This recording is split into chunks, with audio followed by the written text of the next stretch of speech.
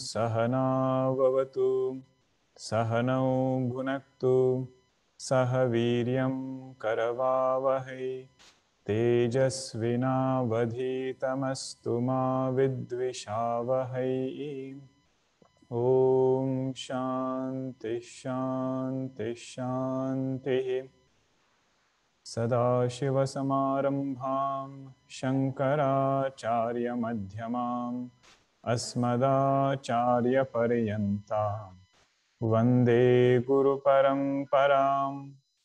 रामो राजमणिः सदा विजयते रामं रमेशं भजे रामेणाभिहता निशाचरचमू रामाय तस्मै नमः। रामान्नास्ति परायणं परतरं रामस्य दासोऽस्म्यहम्।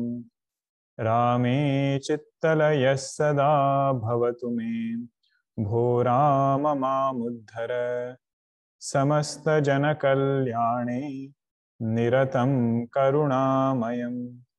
नमामि चिन्मयं देवं सद्गुरुं ब्रह्मविद्वरम् सद्गुरुं ब्रह्मविद्वरम्। हरि ओम। We were seeing the topic of Anumana Pramanam. This is one pramana that gets used a lot. One is in Bhashya and also in Brahma Sutra, in several other places. There are some texts which are based mainly on this way of thinking. For example, Advaita Makaranda. Every shloka has a pratijna, it has a hetu, it has a drishtanta. More we get familiar with this, we'll be able to appreciate how this thinking is built. And as our Bhagavan Shankaracharya told us, that please make sure before you do any kind of logic, anumanam, use Upanishad mantras as your pratijna. Or whatever things Upanishads are saying, even if it is not in mantra, this is take that as your pratijna vakya, and then you see how can I internalize this teaching.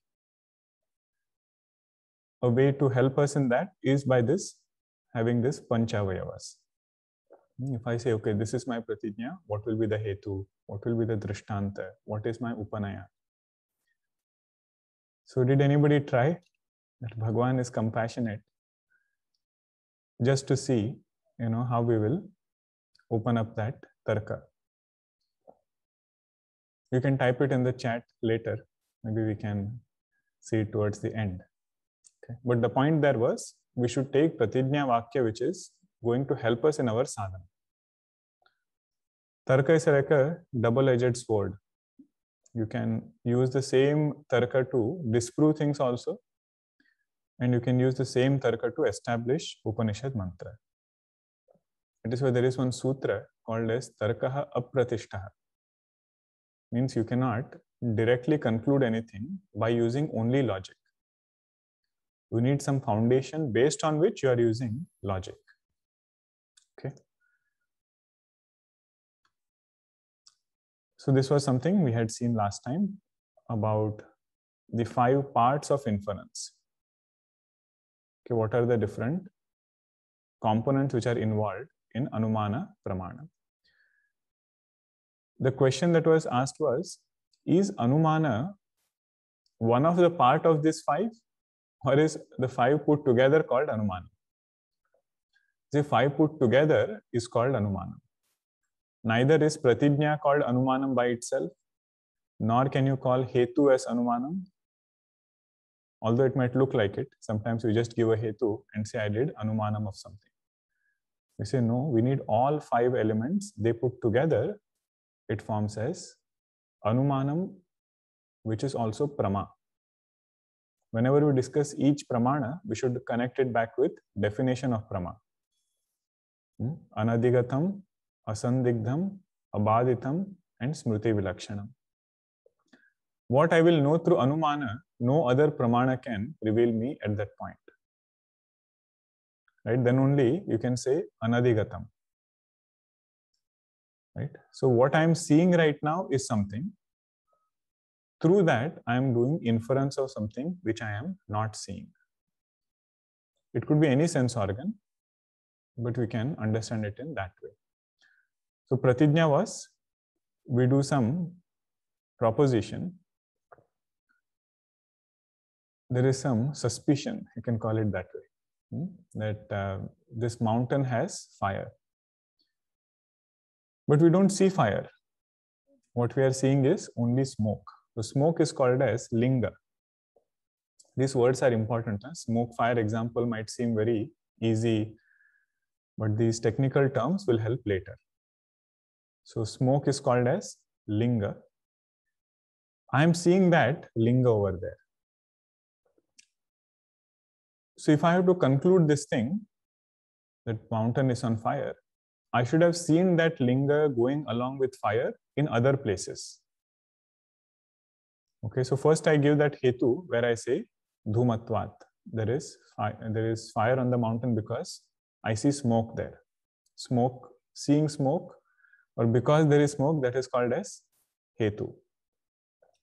Now they say, okay, where did you see it? Drishtanta was given like in a kitchen. Now another important thing to note here is, although we are giving one drishtanta, it doesn't mean that smoke and fire are together only in a kitchen. We have seen it in several places, multiple times, but giving one example is sufficient. If we can give more examples, then it becomes more firm. Okay. And then Upanaya is also a very important step for our own understanding.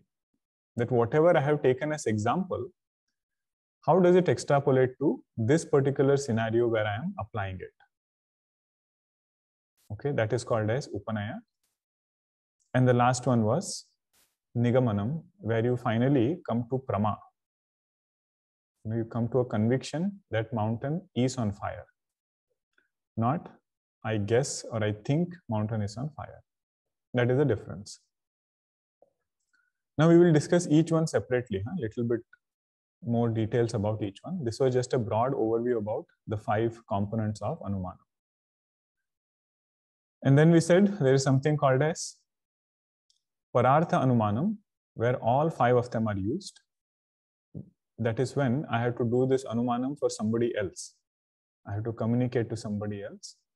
And Swartha Anumanam is, you just use it in 3 places. Means you just use 3 components, Pratijna, Hetu and Drishtanta. That is sufficient.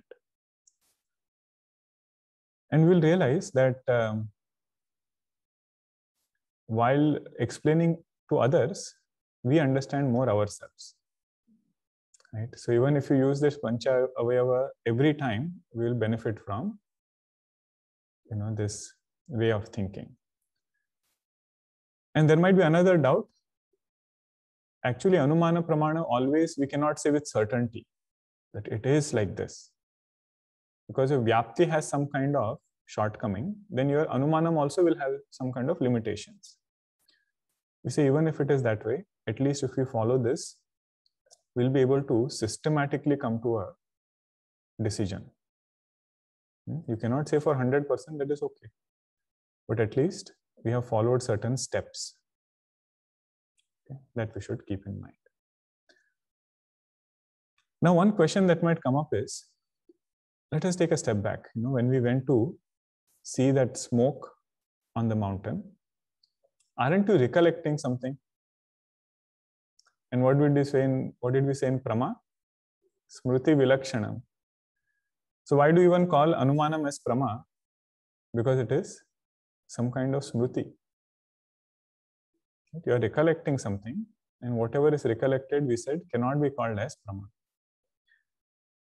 So there is some finer details to this, which will help us understand why Anumanam is not Smriti. Okay, there are a few steps in which this process takes place. The first one is Hetu Darshanam. Okay, Hetu Darshanam means we are gathering Avyabhichari Vyapti. Vyabhichari means that Vyapti, that concomitance which is not true all the time. Sometimes it is there, sometimes it is not there. Avyabhichari means this concomitance I have seen every single time. That is called as avyabhichari. There is certainty about coexistence of these two things.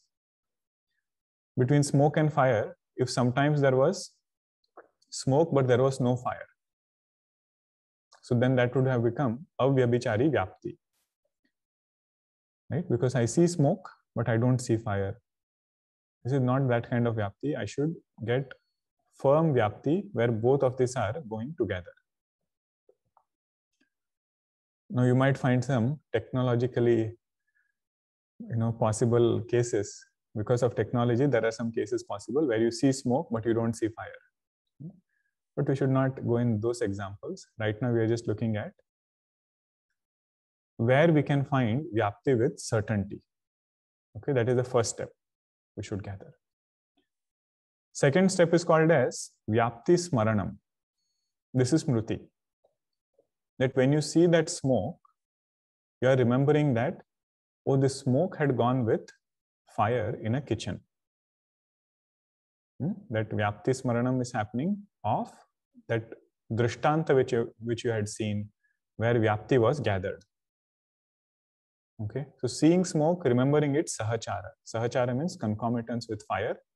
That is called the second step. Okay, vyapti smaranam. Now, after this is done, third step is called as paramarsha. What we previously saw as upanaya. Paramarsha means you are not remembering something, but you are trying to apply that remembrance in this particular situation. Okay, knowledge takes place about the fire on the mountain. Why? Because you are applying that example which you saw in this particular situation. It's a new scenario over here, but you are applying that knowledge, that remembrance over here. So that is why new prama is taking place. It is not just you are recollecting or guessing that there is fire on the mountain. That is why this is called as Tritiya Jnanam Paramarshaha. Prathama Jnanam was Hetu Darshanam. Dvitiya Jnanam was Vyapti Smaranam. Third Jnanam is Paramarshaha. Tritiya Jnanam Paramarshaha. That is why we said Linga Paramarshaha Anumanam. You remember what we defined Anumanam as?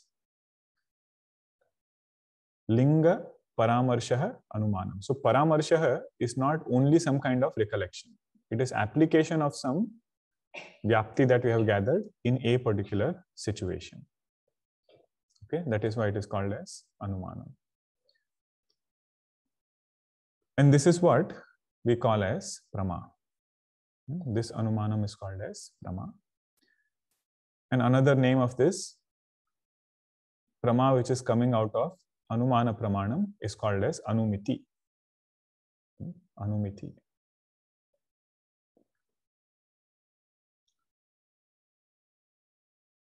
Okay, these are a few terms which don't come in other texts.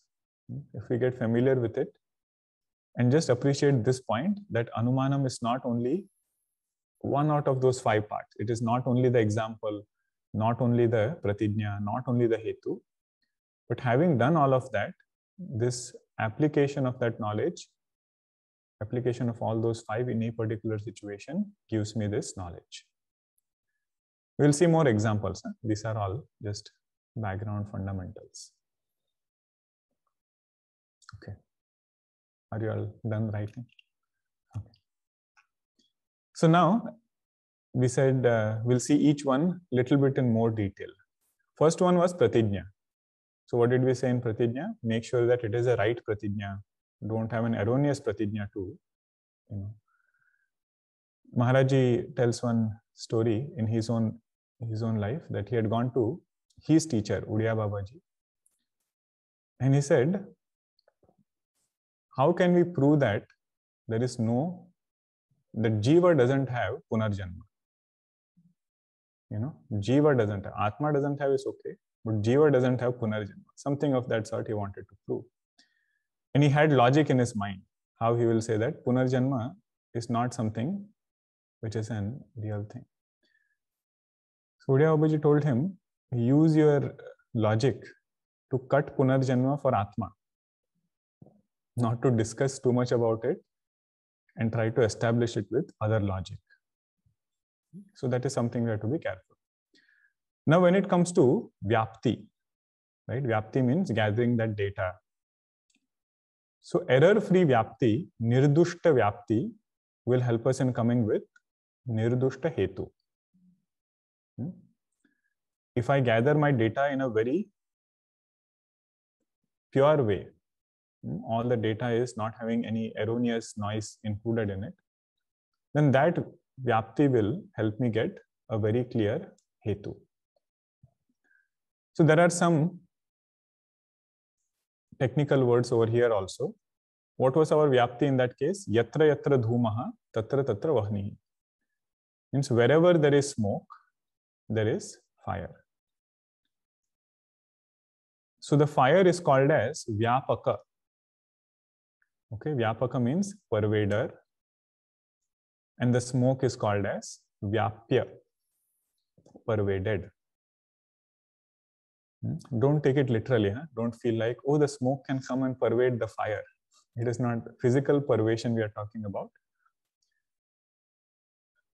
Which is the one which is more prevalent?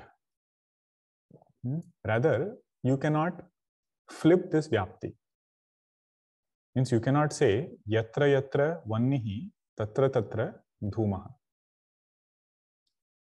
Means wherever there is fire, image is helpful here, otherwise it gets very confusing. Wherever there is fire, yatra yatra vahnihi tatra tatra dhumaha is not true. Yatra yatra dhumaha tatra tatra vahnihi. Like, haven't you seen fire without smoke? Sun is there, there is no smoke coming out of fire. You just light a lighter or something, there is no smoke coming out of it. But if you are seeing smoke, then fire has to be there. Okay, that is why these two words become important. Vyapya is that which is pervaded, and Vyapaka is the pervader. And if we are careful about what is our thing that we have to prove and what is that thing which is getting proved, so then we will make sure that we are gathering the right Vyapti. Okay, even in this case of that kitchen example, right? So making sure that we know what is the thing we are proving and what is it that we are gathering Sahacharya with, which is Vyapya and which is Vyapaka. So you can always say yatra yatra is Vyapya and tatra tatra is Vyapaka. That way. And then that can lead us to a very firm Hetu. We should also appreciate this point that if we don't have Vyapti, we cannot come up with Hetu. Only if we have data and it is Nirdushta Vyapti. Nirdushta means doesn't have any other Vyabhichara.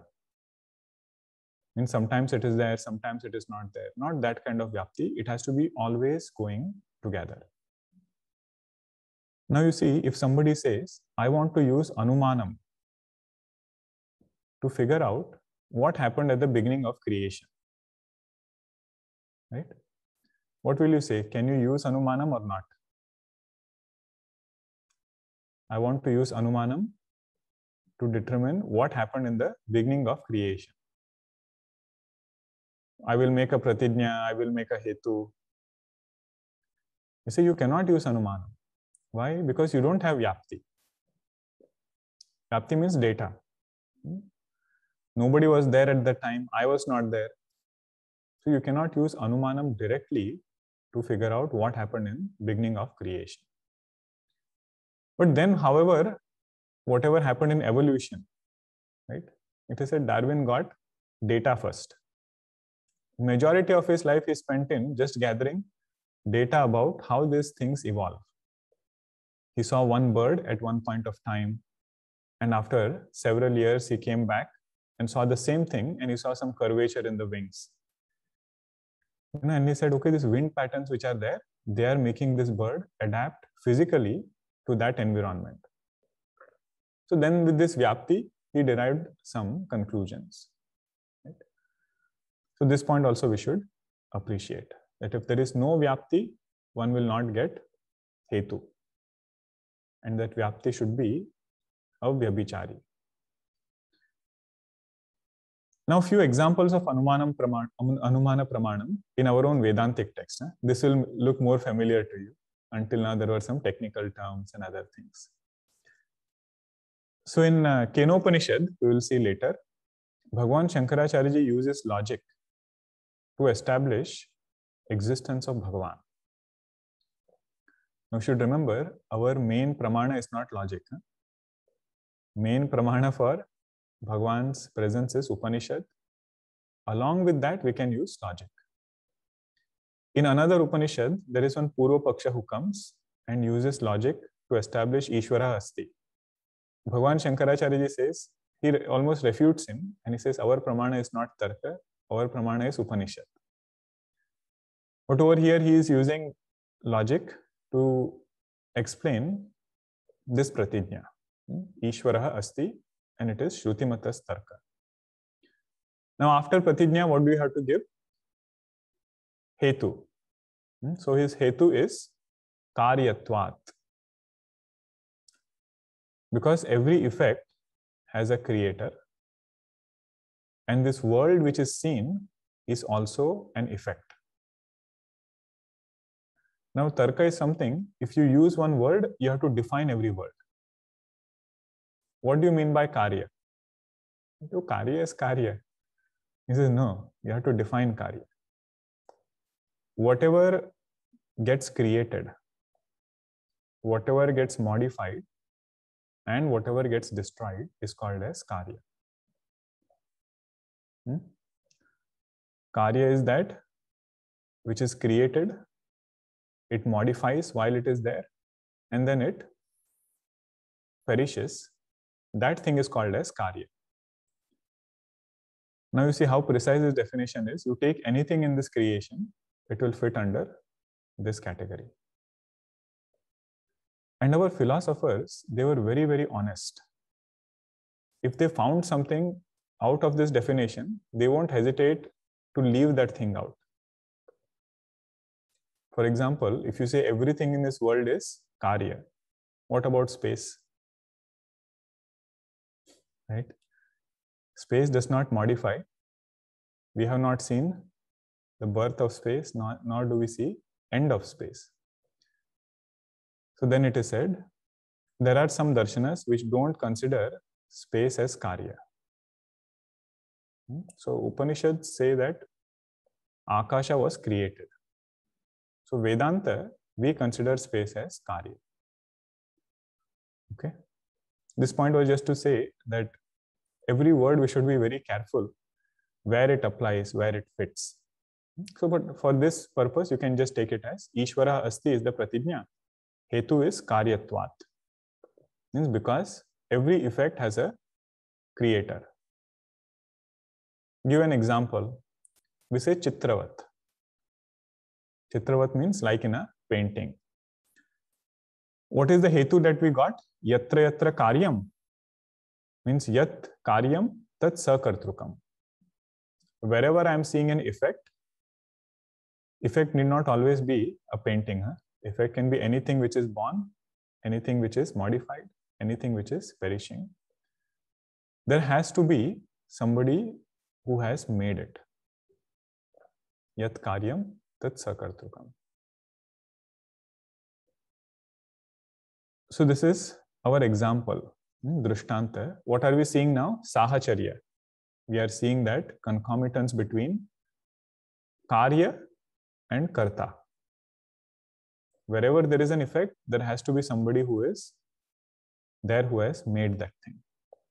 In simple words, whenever you see some intelligent creation, something running in order, all intelligent creations that we see needs to have a sentient entity which has brought it together. Right? If you just have beams and cement and concrete and other things lying on the floor, and suddenly one day you see a beautiful building standing, that is karya. But we know that wherever there is karya, there has to be a sentient being which has brought it together. In the same way, I said this world is also karya, and wherever there is karya, there has to be a sentient being who has brought it together, and that is Bhagavan. Ishvara asti is our pratigna. Hetu is karyatvat. Because world is an effect, world is karya, and wherever there is karya, there has to be a sentient being.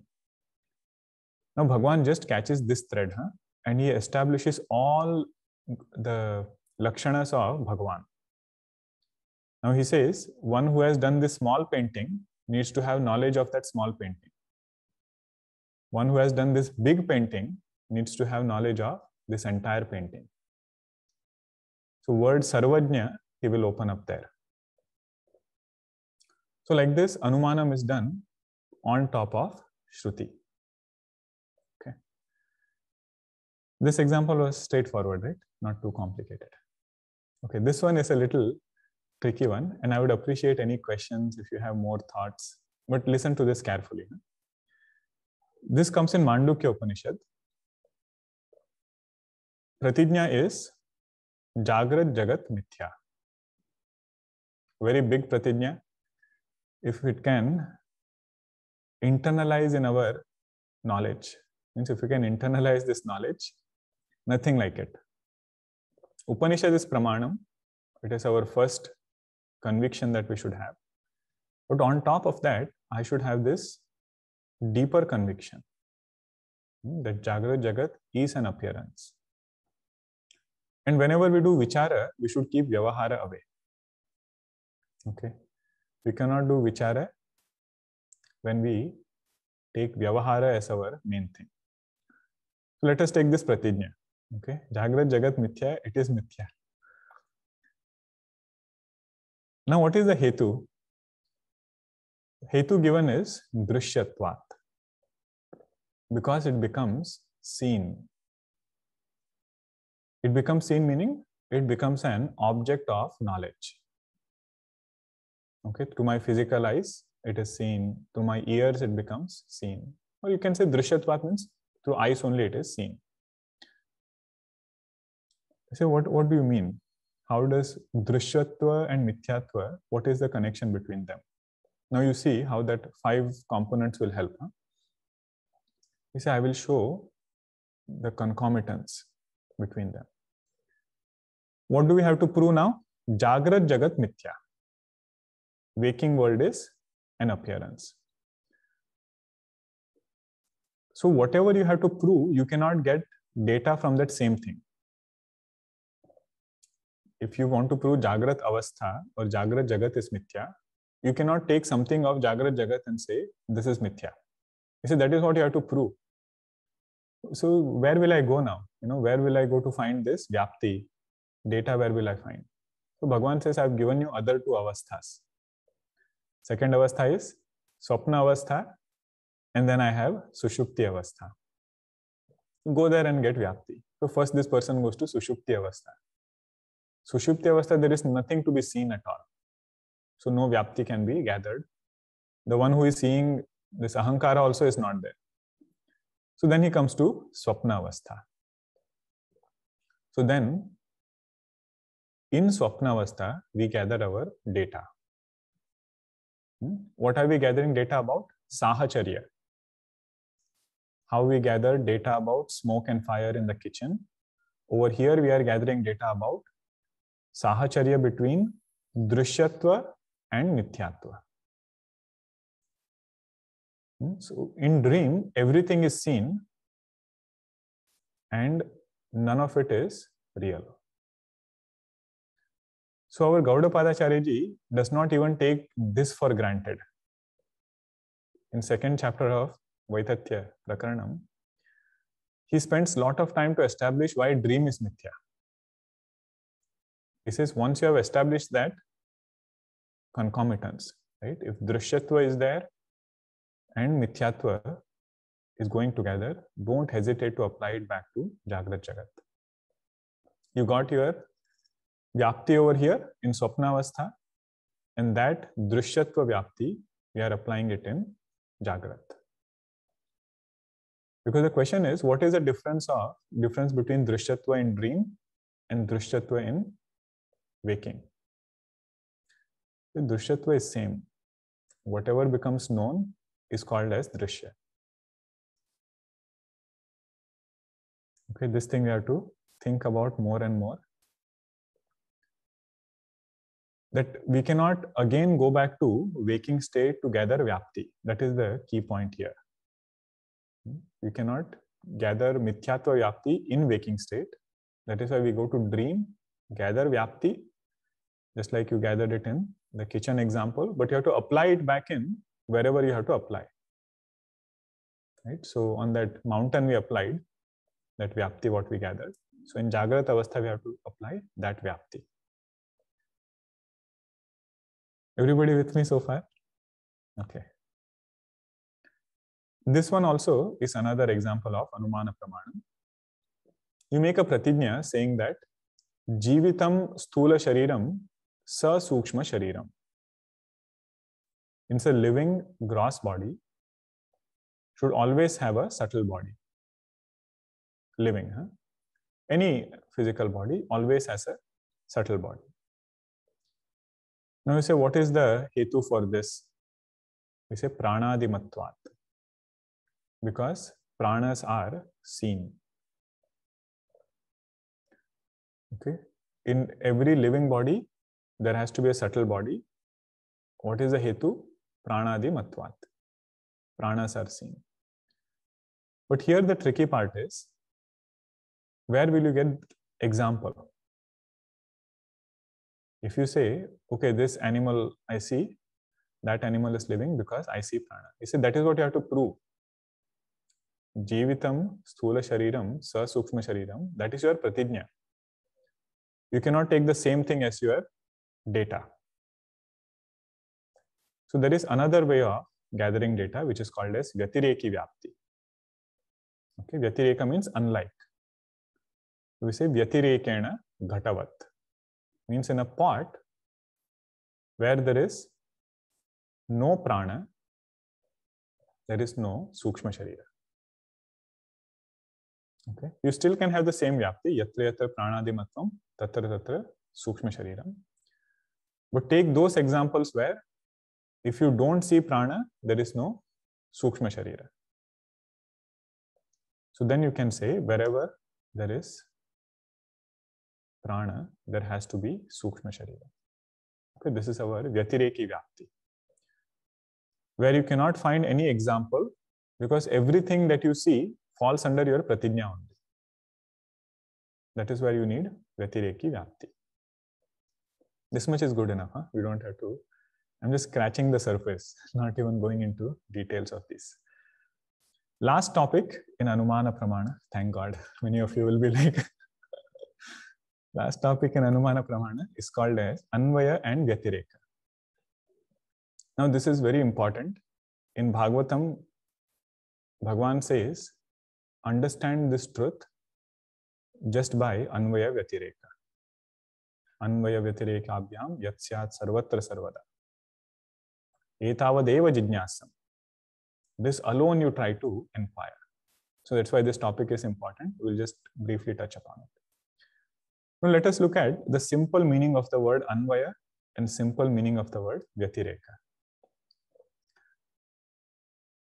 It is easier if you understand it through an example.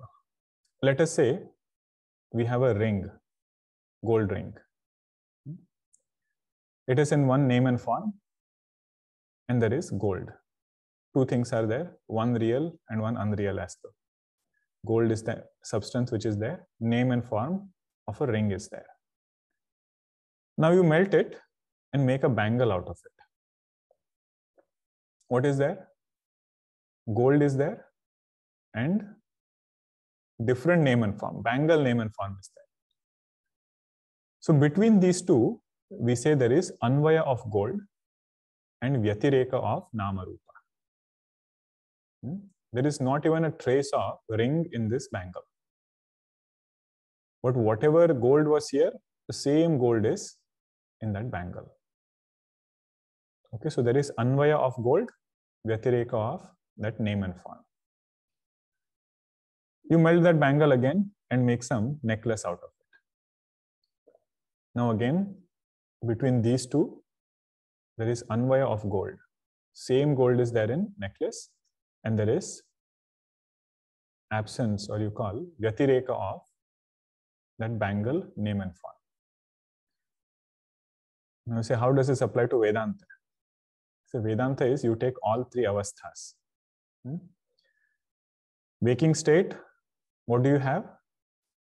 You have all the upadhis, conditionings are there, and then you have Atma. Two things are there in waking state. You take entire avastha of waking, that becomes your conditioning. Dream state, different conditioning. We don't even remember any experience of waking. Everything is different, but the witness, Atman, is the same. So that which is having Vyatireka, that is not Atma. Atma is that which has Anvaya in everything. So this is dream state. And deep sleep state, there is Ajnana Upadhi, and then there is Atma. Okay, so there is Anvaya of Atma and Vyatireka of Upadhi. You can take this for Panchakosha also. Between Panchakoshas, there is Vyatireka. But across all Panchakoshas, there is Anvaya. So that which has Anvaya in everything, that is Atma. This is one kind of yukti that we can see, that what is that one thing which goes across all three states. Even in waking it is there, even in dream it is there, even in deep sleep it is there. That I am. So this will be used in several places. That is why it is important. Anvaya of Atma and Vyatireka of Avastha. So this comes to a conclusion of Anumana Pramanam. We saw the important highlight of the topics. Main thing we should appreciate is how this Anumanam is formed. We might not end up writing these yuktis or coming up with our own right away. Maybe someday we will. But right now, let us say, if we can appreciate in Bhashya how these five things are used, our purpose is served. Okay. Next is a very important and interesting pramana. It is called as Upamana Pramana. Okay, Upamana means knowledge that takes place through comparison or simile. Now, some of you wrote to me that you did not understand what was this cow doing here. Okay, in Upamana. Let us see. That is why I said each pramana we will take separately. Upama word we are familiar with, right? Upama means example. Like Goswami Ji gives so many examples in Ramayana. If he has to explain how this Vishayas bother somebody, he says it is like forest fire. And devotion to Bhagwan is when that forest fire is quenched. If he has to give example of some kind of desire, he says it is like moss, which is there on the mirror. Means when you see that, this point becomes more clear to us. That is called as Upama. Upamana Pramana is based on those Upama.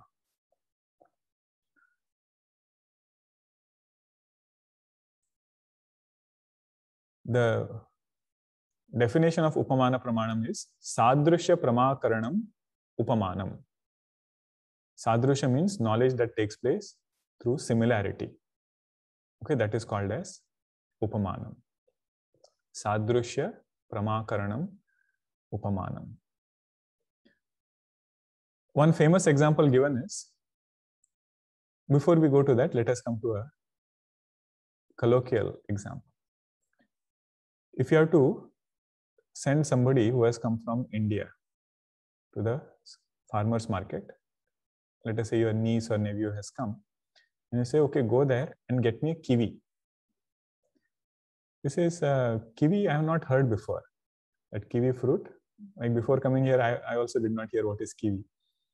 The kiwi I have not heard before. How will I recognize that it is kiwi? Let us say they are not putting those labels. Here just to see and figure out. So then you give him an example that he is familiar with. You say, have you seen that chiku? What do they call it? Sapota. The chiku is there. It looks exactly like that chiku. There are some differences that also you tell, but you make sure that this example he has understood well. So this boy, when he goes to the supermarket, he remembers that statement. Vakya smaranam happens. And then he can look at that kiwi, even though he would not have known it before. Now he is able to say that this should be kiwi. He will not randomly pick some other fruit because it doesn't look like chiku.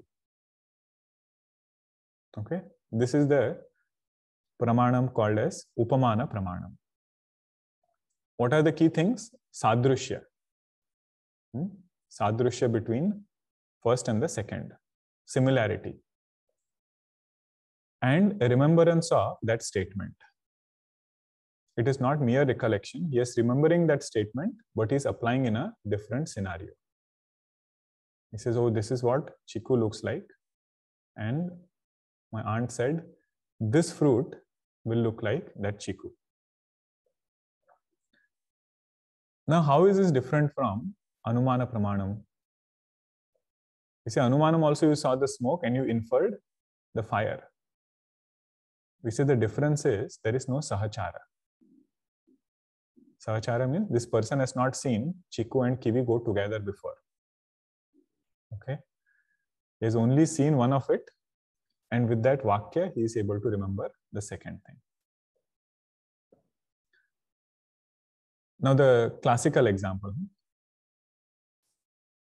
One person, he comes from the city to a village and he is ready to go into a forest. The villagers tell him, what? Blinking. Oh, interesting. Because I am okay here. We turn off now. Still blinking? Okay.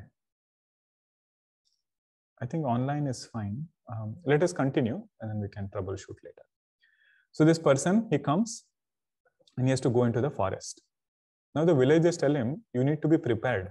If you are going in the forest, there are some wild animals. He says, which wild animal is there? There is some wild animal called as Gavai. Gavai means an antelope. Something like an antelope. He says, Gavai, I don't know what is Gavai. How will I recognize that animal? So the villagers tell him, you see this cow next to us? It looks exactly like this. Okay, so they give example of this cow. And they say, when you go in the forest, you will find Gavai. You see this? Oh, I think here it is not seeing right now. I will show you later. So this is exactly looking like that cow.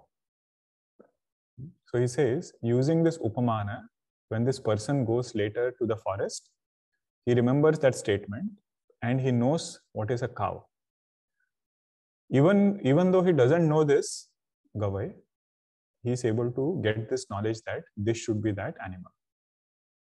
Prama is taking place through upama. Okay. It is life-saving. Huh? If he did not know that, he would have not understood that to be Gavai, nor would he know that it's a wild animal. So this is just example of how upamana pramana works. Now there are some applications also of this upamana pramana. Don't think it's only this kiwi and Gavai and everything. What did we say in the beginning of the class?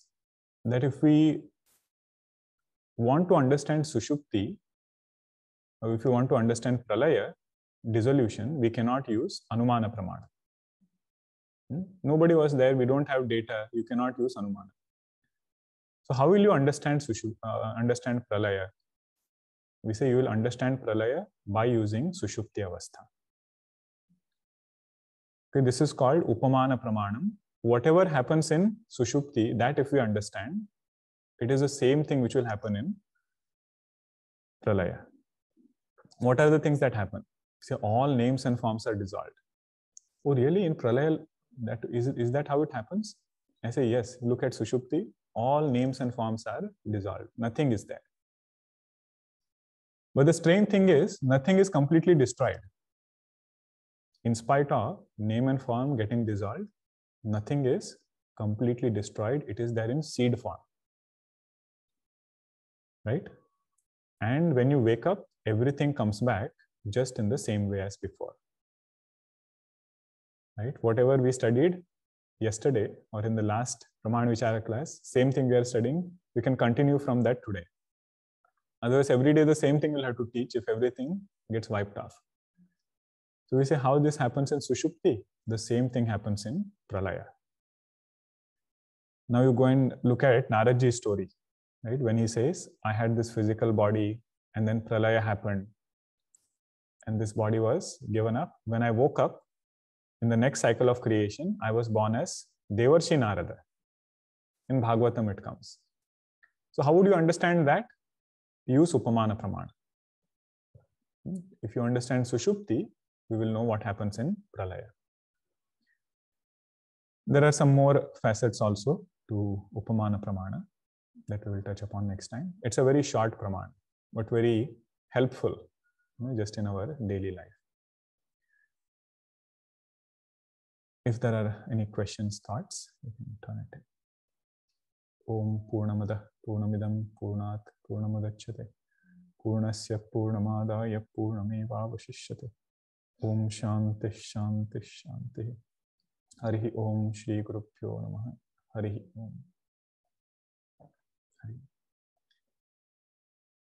This topic might look little difficult because it might be the first time that we are going through this, all the technical terms and everything.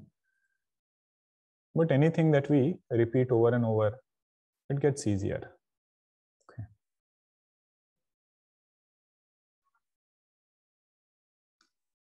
All right. Huh.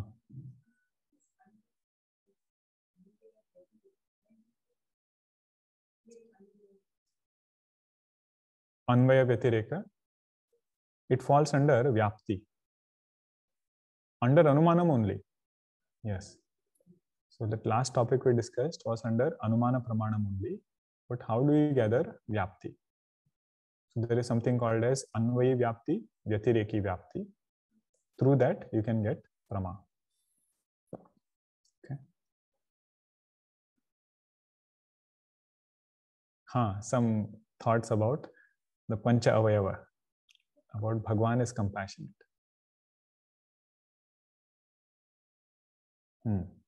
Very good.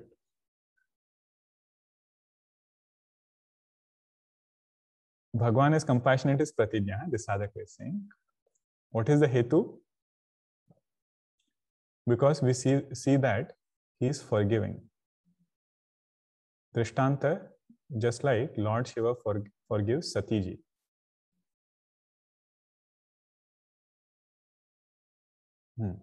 Upanaya is, just like in several cases we have seen, Bhagwan is forgiving of mistakes.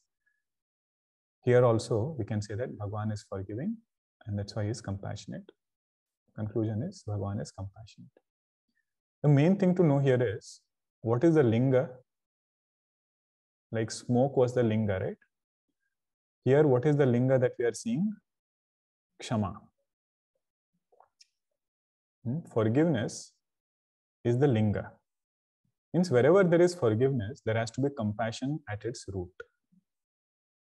I'm not seeing compassion directly, but through that achara, through that conduct of forgiveness, I can say that there is kshama. Good. Today's spot example was not clear. Can you please explain that? Pot example, meaning the jivita shariram vyatirekena ghatavat, that one.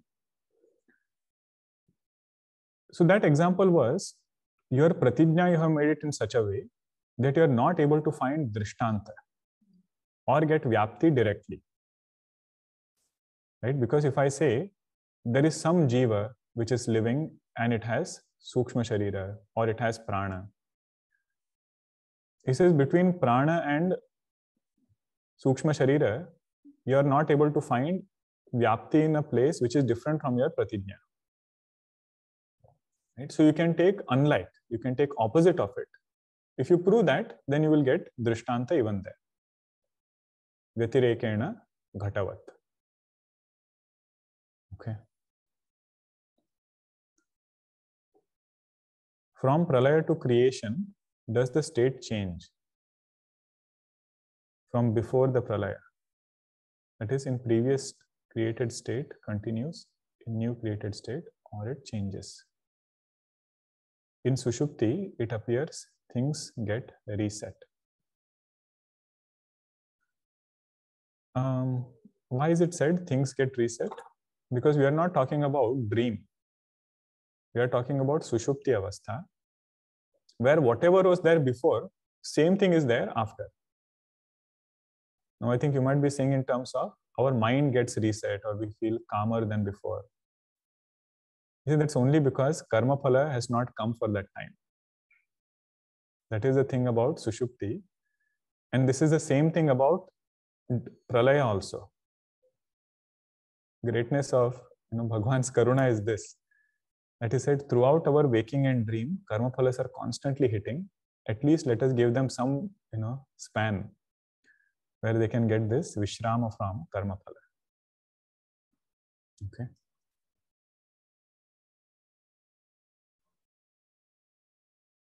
Okay.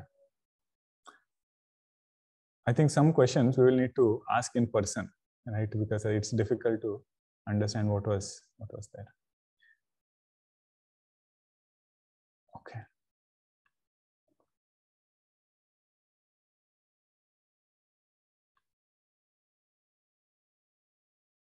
All right. All good in person? No other questions? Okay. Om Shanti Shanti Shanti. Harihi Om Shri Guru Pyo Namaha. Harihi Om.